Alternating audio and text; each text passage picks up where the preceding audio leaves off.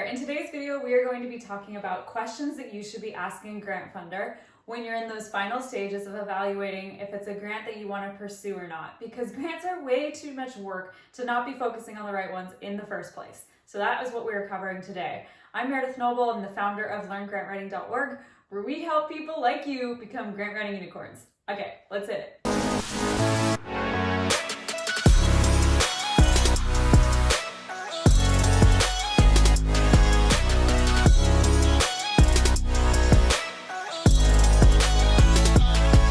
Okay, so before we even get into the questions, I just want to start out with the biggest tip of all. Send a project overview before you meet with the funder. Now, I like to call it a project prospectus. We provide samples of these in our course, Grant Writing from Start to Funded, but this is what it basically consists of. You're going to have one-page overview that very clearly and concisely says, here's the problem, this is why we want to solve it, this is how we're going to do it, who we serve, what it's going to cost, why you want to work with the funder, specifically the alignment to their goals, and then contact information. You can put all of that onto one page that's easy to read, easy to understand, and then when you provide that email it ahead of time saying, hey, I'd like to meet, we've got a couple questions about your funding program, here's information on us, they can read and peruse through that right away. If they think you're not a good fit in the first place, they're going to tell you right then and there, cool, didn't waste anybody's time. But otherwise, it's a way more efficient use of time when you do get on the phone with them or you do get to meet in person. Don't waste your time trying to pitch and sell your project, and it's impossible not to when you get into that situation you want to pitch it. So it's better to start by providing a project overview ahead of time so that you can just get right into the questions and really listen, really take in what they have to say. Which leads us to question number one, which is, did you get the project overview and have you had a chance to review it? So we could say, have you reviewed the overview, right? And if they didn't, like, it's cool if you didn't, we just want to know, do we need to give you some background or did you have a chance to look at that? If they didn't, then have it in front of you so you're really clear and concise and just share that very to the point, right? So they've got the overview on what you're trying to do. Okay, question number two is, based on that information, do you think we're a good fit for your program? So, do you think we're a good fit? Be on, and then I really put in, you really have to create the space for someone to be honest, because most people don't want to give you critical feedback because they don't want to hurt your feelings, and then that can just waste a lot of time when you apply for something when they actually are like, I don't have a chance of getting funded, but I didn't really want to know how to tell them that, right? So, do you think we are a good fit? And the way that you really create the space for this honest conversation is to just be really dramatic about it. Look, this is a lot of work. We don't want to waste your time or ours. Like, can you just give it to us straight? You're not going to hurt our feelings. Do you think that we think we're a good fit for you? That's why we're talking, but what do you think? And it's okay. Just be honest, please. So when you go kind of out of your way to be like, please just be honest, you're going to get an honest response and you'll be so thankful that you did. All right, so question number three, assuming they say yes, think you're a good fit, is you say, okay, what should we be doing to successfully position ourselves with your grant program? Like, what else should we do to be more successful, right? So let's write that down. What to do to be more successful. And this is where you'll get kind of some fun, very specific feedback that is not going to be online and it's not going to be in the funding guidelines. It's advice coming from that funder. We've been in this situation where we had a funder suggest you should really consider partnering with this organization. We trust and know them, and we're willing to give them funding. So we're like, okay, great. So we partnered with them, and it became this like great opportunity because that funder trusted them. We wouldn't have thought to do that. So there's just little nuances that you can really pick up on and what it's going to take to be successful.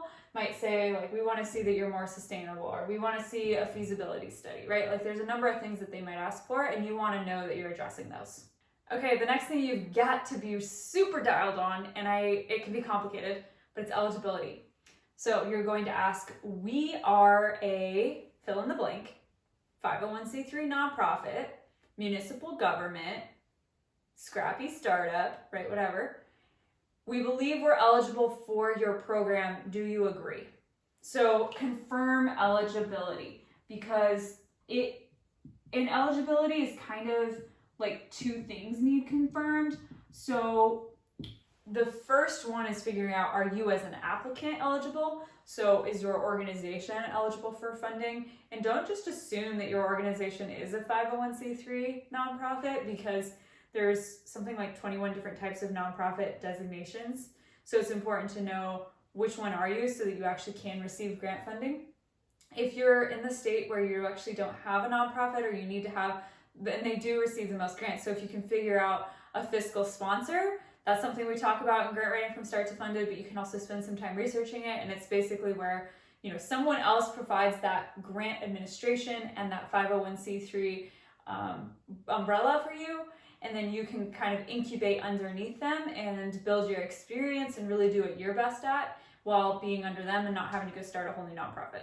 So that's kind of a tangent, but the whole point is you're seeing, are you as an applicant eligible? And then also, is what you want to get funded eligible? Because there can be some really weird nuances of like, that piece of equipment is eligible, but laptops aren't, right? So you got to know what those things are so you know that your budget is going to get funded. Okay, the next thing you want to ask is, we think the best time to apply is going to be spring next year. We're going to apply for this grant first. Do you agree with our strategy? So you're basically laying out, and I'll even bring that funding strategy where we're laying out, hey, here's the 2 to 5 grants we're planning on pursuing. We think we're going to pursue, we'd apply for you as number 4. What do you think? Right? Like, you want to like welcome them and allow them into your world to see how you're thinking about their funding tying into others. And when you can show a real domino effect, like, okay, get this grant, it's going to help us knock over getting the next one. Like, that is leverage, right? And so that's why it's really important to ask, I should write this down, timing, right? Like, when should we apply? And this is also important when you're talking about foundations and when they actually review applications. So for instance, maybe it's a rolling deadline, but they only actually review applications in November and June. Well, you wouldn't want to miss that deadline and be actually out 9 months, right? So it's important to know timing. Okay, number 6 is what makes successful applicants stand out? So, you know, what makes a standout application? And this is just sort of another variation of asking, what do we need to do to be successful? But it's just a good one to ask so that you're really thinking about, all right, how do we perform at the highest level so that it's no doubt fund us? We're like a no-brainer.